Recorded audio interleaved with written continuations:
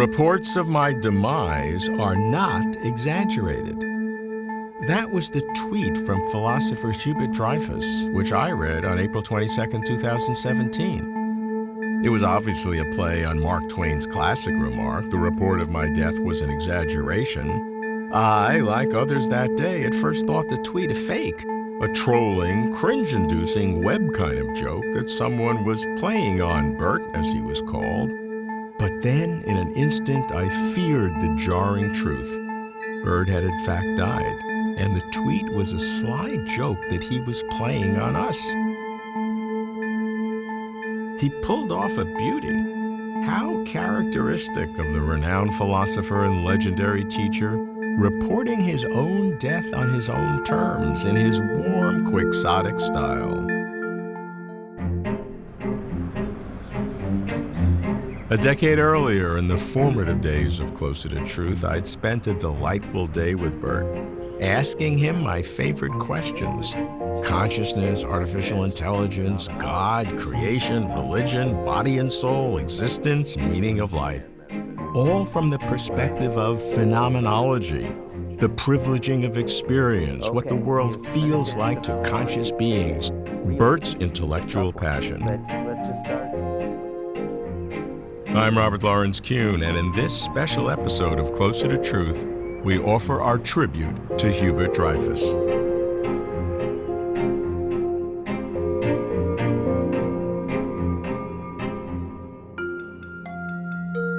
Hubert Lederer Dreyfus was a preeminent scholar of 20th century European philosophy and phenomenology, the study of conscious experience from a first-person point of view, especially the work of Martin Heidegger, also Michel Foucault, Maurice Merleau-Ponty, Soren Kierkegaard, and Edmund Husserl.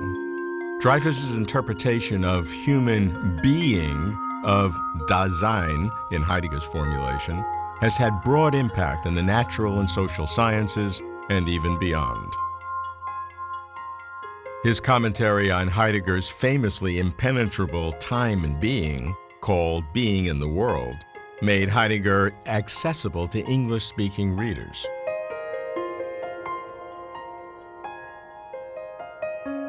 Bert, analytic philosophers would tend to dismiss phenomenology as something that's not relevant, that doesn't really help us to understand metaphysics. Let's just start with what phenomenology sort of inherits and has to get out of, and which I think, and Heidegger would say, the analytic tradition is still stuck in. I was just teaching this yesterday, Heidegger teaching in 1925, railing against the idea that there's a problem of the external world, there's a problem of other minds, there's a problem of whether reality depends on us or is independent of us. He thinks they're all false problems, and he says you get an industry of philosophers constantly trying to solve them, getting jobs and refuting each other, but they starting from the wrong place. What's the wrong place? Well, the wrong place is Descartes. He is the villain. And what did Descartes do? He had the idea that we were self-sufficient subjects, and there's only two things in his ontology, two ways of being. You be a mind, self-contained, with ideas in it, and then there's on the other side the world. In Descartes' physics, it was bits of extended matter, the extended thing. Mm-hmm. And the question is how you get these two things together. They're both totally real, but there's a big problem about how this one, the thinking one, gets to know anything about the substance out there, which is self-sufficient stuff. Right. They go round and round before Heidegger comes along, and Heidegger just thinks the whole thing is wrong. How would you go about showing that this way of thinking that's dominated Western thinking totally, even the people who disagree with it in its terms somehow? Heidegger just going to trash it, break with it. So the first level, and the one that I like best, is Heidegger's notion of how we relate to the stuff in the world. And Heidegger says we deal with it. My word is cope with it. He says when you go out the door, you use the latch. That means you don't have to think about the latch, you don't have the goal of going out the door, you don't have to figure out that you use the latch. It's all in flow. Just act in flow. So at the basic level... It's being in the world. Yes, that's it. At the basic level, we are just dealing with things. And Heidegger calls that being in the world. That's the first move. Then there are about 5 different moves that Heidegger makes against the subject-object distinction. The next one is to say that we're the kind of being that has to take a stand on its own being. There are 3 kinds of being in Heidegger. There's the being that things have when we're using them as equipment. The doorknob's being is what Heidegger calls readiness to hand. There's the kind of being that objects have, which he calls presence at hand. And then there's a kind of being we have, which he calls Dasein, which is being there. And that kind of being has to take a stand on its being. They're really called to have an unconditional commitment and to understand who they are. But the only way they can understand who they are is by dealing with things. I need the, quote, external world to be me, but then it's no longer the external world. It's this whole organized bunch of objects with other people who are students and interviewers and so forth, and all of that in order to, again, get rid of the subject-object distinction. So finally, metaphysics gets switched around by a phenomenologist into a description of this ground level where the idea of inner and outer, subject and object doesn't even come up, and then you have being in the world and you can start out in a whole new direction. That's Heidegger. And what we learn isn't a bunch of facts that we store in our memory. What we learn is that the world looks richer and richer. For instance, Merleau-Ponty example now, a city looks strange and confusing and very meaningless at first, but once you live in it a while, what you know begins to show up in the city. The turn to the right looks like the way to the bakery, and the turn to the left looks like the way to the cleaners, and so forth. It just looks that way. You don't have to figure out how to get to the bakery. So we learn that that our way of being in the world is such that we don't have to store anything in our mind. The world is the best model of itself. Being in the world, just dealing with things, coping. So simple, so profound. Hubert Dreyfus was born in 1929 in Terre Haute, Indiana, to Stanley Dreyfus, a businessman in the poultry industry, and Irene Lederer Dreyfus, a homemaker. Dreyfus studied philosophy at Harvard, arriving as a freshman in 1947. He received his BA with highest honors in 1951, completing an undergraduate thesis in the philosophy of physics under the famous philosopher W.V. Quine.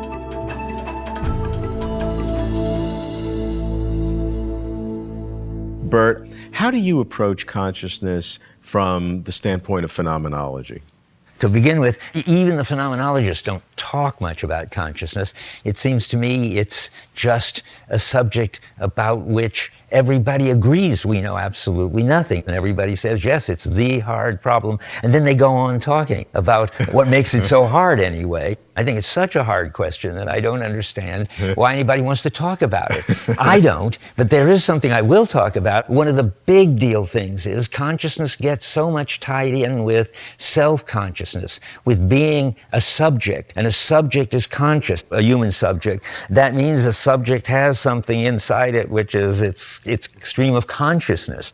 And that's its inner story. And I think that that's the wrong thing to look for. I don't think that it's false that sometimes people have streams of experience and maybe they see after images, but it's certainly not our normal way. Basically, consciousness is not a matter of something inner. Phenomenologists think that's a very marginal breakdown sort of experiences. Mostly we're out there in the world having moods, acting, interacting with other people and so forth. That's what consciousness is, a world of attractions and repulsions. It's not inner stuff.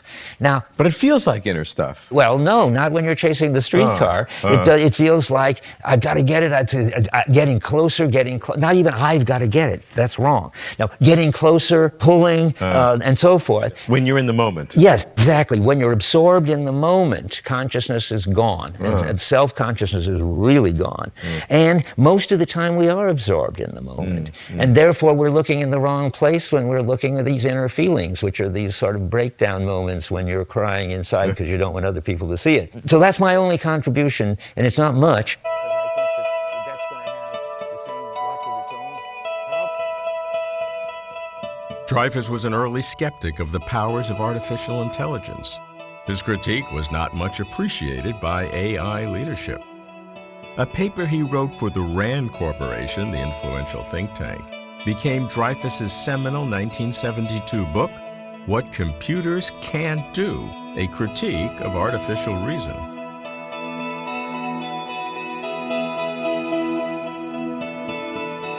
I think AI has failed, and it's failed in a way.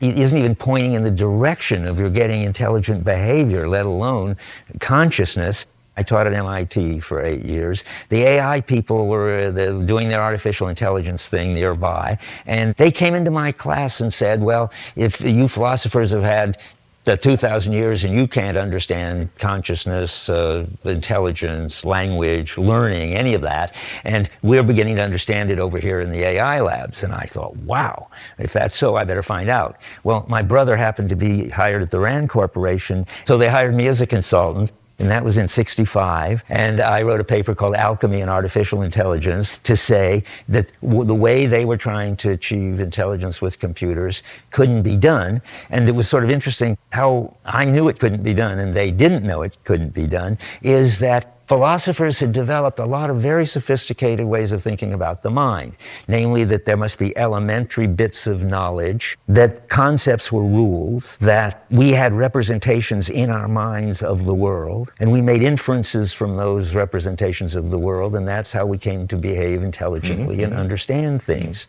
Now, there wasn't any particular place in that for consciousness, but they didn't care. They were trying to make computers at that point that just could behave intelligently. And what was interesting was, whereas they came to my class and said, you know, you philosophers have wasted your time for 2,000 years, once I saw what they were writing, I discovered they had inherited the whole philosophical story. The philosophers, like Descartes, believed in atomic ideas, and Hume and so forth. Kant said that concepts were rules. Husserl said that concepts were formal rules and hierarchies of rules, all sounding very AI-like. Every one of these people since Descartes believed that we had internal mental representations of the world, and they bought all that and they turned it into a research program. At the very same time that Wittgenstein published The Logical Investigations, where he was destroying that whole view, and Heidegger had already destroyed the whole Cartesian thing in 1927 in Being and Time, and since I was teaching those guys, I knew that the AI people had inherited a lemon. They had taken over in their research program a 2,000-year failure. And so I just said, okay, you guys are just behind the times. You're going to discover that this doesn't work. And they finally did, and that's what I talked about in my book, What Computers Can't Do. There were two problems: the common sense knowledge problem. Where is all this knowledge of the world stored? And I said, well, if Heidegger's right, it's not stored in the mind, it's stored out there in the world. And the proof is that you've got something called the frame problem, you guys, that you are sort of repressing, which is if something changes, like, say, I get up and walk over there, how much in my representation of the situation in the computer has to change? Well, my shadow has to go with me, and my feet go with me, but most of the stuff over there doesn't go at all, doesn't change. But they couldn't deal with that. And the only way to deal with it would have been to see what Heidegger saw, that the best model of the world is the world itself. You have to be in the world. Yeah, you have to be in the world, and your knowledge shows up in the familiarity of things, and when you learn something new about the world, things look different, and you learn what looks like it changes when something else changes by looking. What happened was the AI people doing what's called symbolic information processing, which is the philosophical approach to the mind, failed.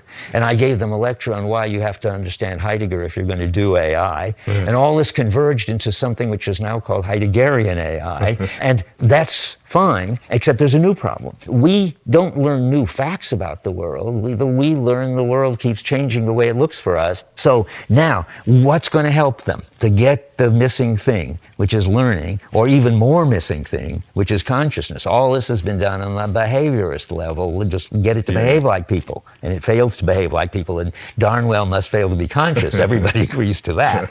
So what would it take? The latest idea, which sounds to me like sheer madness and desperation, is to say, well, computer chips get more and more and more powerful, and once they get powerful enough so that there are as many bits on them as there are stored in the brain, then we'll be able to do this. For one thing, that's been an old story. As AI was failing and going down and down, the computer chips were getting cheaper and faster and more condensed, and they kept saying, well, we're having trouble now, but the next generation of computer chips is going to save us. And it never saved them. They just kept getting worse, and the computer chips kept getting better. It can't be that just by having all that bits in there, it's doing us any good at all, because we're crunching along. But if it's not that, then what is it? Nobody has any idea, and they should just keep quiet until they do.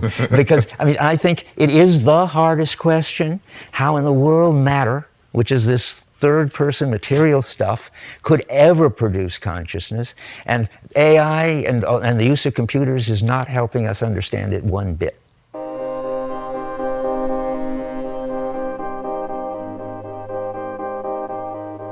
Between his MA and PhD degrees in philosophy at Harvard, Bert took a series of research fellowships in Europe, during which he met leading continental philosophers, especially Heidegger, Sartre, and Merleau-Ponty. Although he was less impressed with their conversations than with their writings, he became convinced that the then unconventional ideas of phenomenology and existentialism were worth paying attention to. As religion did not play a central role in Bert's philosophy, he approached God with his characteristic iconoclasm.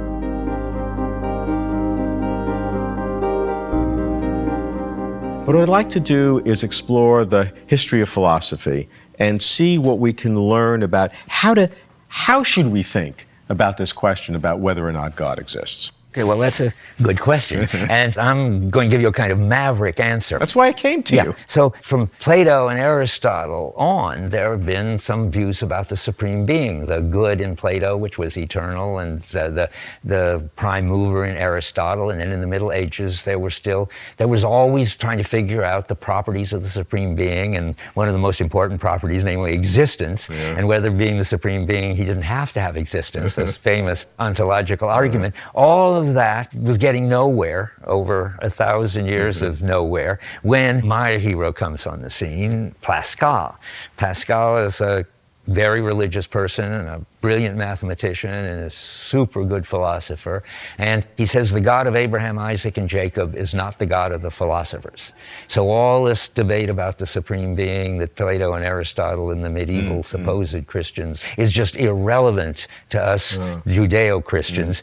But that's only half of it. He still does think you ought to be able to say something about God. He decided that there was something special about God in the tradition of Abraham, Isaac, and Jacob. Their God was a present God, a God that the mind could contemplate. And Pascal said, our God is a hidden God. He's never present. You can't see him. The Jewish thing, you can't make pictures of him. And that's important. If you don't understand that, you don't understand this whole tradition that's been off the rails, because the point is you can prove the existence of God and you can prove the non-existence of God. That's what they've been doing. But they haven't realized that shows that God's not available for that kind of understanding. That the very important feature of God was that God was not present, couldn't be represented at all. And that gets you to Kierkegaard, who, leaning on Pascal, makes a big deal about the difference between what he calls metaphysical religions.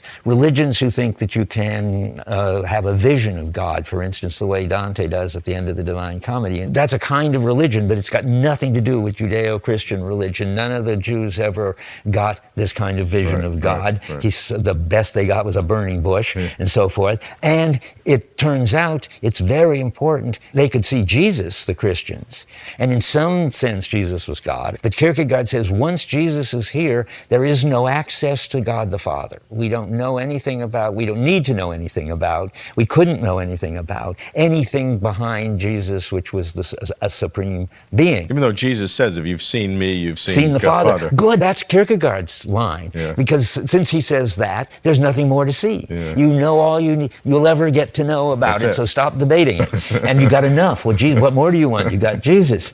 So they're really just two totally different religions, Kierkegaard says. Metaphysical religion, which somehow mistakenly thinks it's Judeo-Christian, and the Judeo-Christian God and that religion. The next really important step is Nietzsche, who wants to say, certainly the God of the philosophers isn't anything we can know anything about or need to know anything about, but that God in general no longer plays any important role in our culture, and he expresses that by saying God is dead and we have killed him.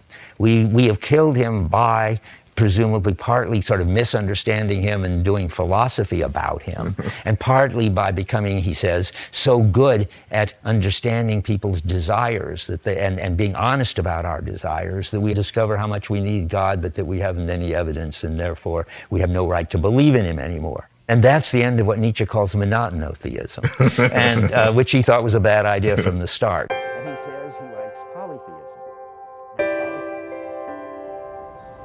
During Dreyfus's long tenure at Berkeley, he was an influential and much beloved teacher. Bert believed that teaching is learning. He refused to teach any text that he already understood. Bert's teaching style was unique because he taught the phenomena of human existence. Bert believed that any human being could contribute. Bert's courses were genuine conversations. They were electrifying. Although Dreyfus retired from Berkeley in 1994, he continued to teach until the last day of class in December 2016, less than 5 months before he died at 87.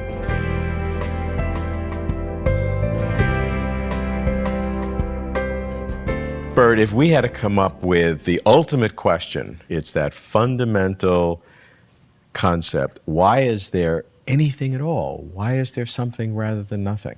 Heidegger thought that was the fundamental question too, but he thought that that way of putting the question was wrong. Heidegger got a whole book about the principle of sufficient reason, which is about why there must be a reason for it, why there must be a reason why there's something rather than nothing. And he says it's part of metaphysics, it's a wrong-headed question. You can't ask that question expecting a kind of rational answer to it.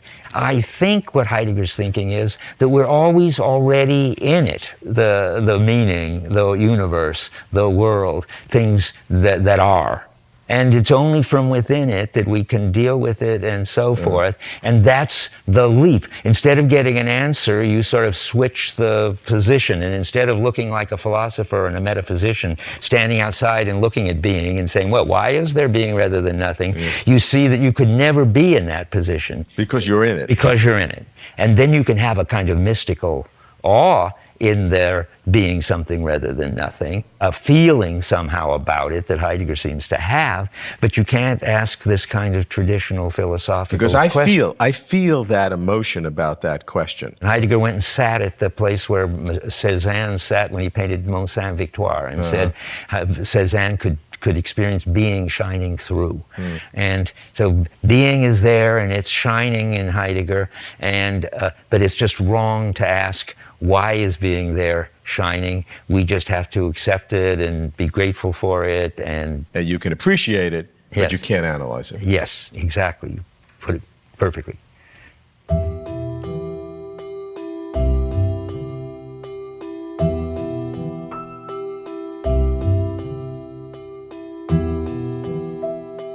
After all, philosophers have tried to understand the meaning of life. That is, why are we here, and what is the highest form of life that we could have? People like Kierkegaard and Sartre and Merleau-Ponty and Heidegger, the people I read, or Pascal, are all concerned with that. And roughly, they've got some version of the view that having some commitment to some cause or to some person is the highest thing you can have, and that will give your life meaning. And that's what existential phenomenology is about.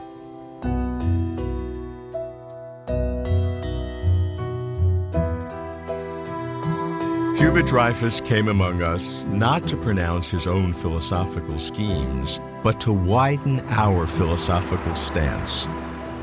He gave new status to phenomenology, privileging experience, praising the holism of human sentience as intimate interactions in the world.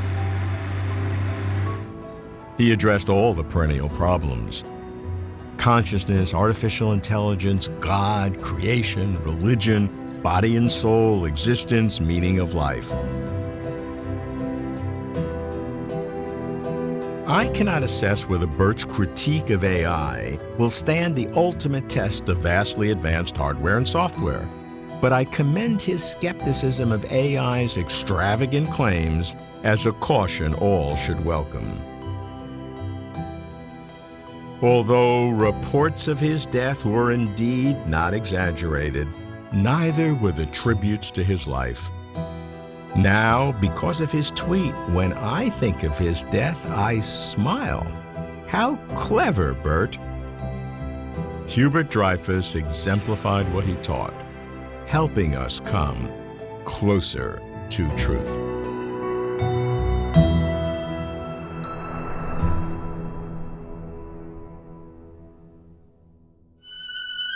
For complete interviews and for further information, please visit closertotruth.com.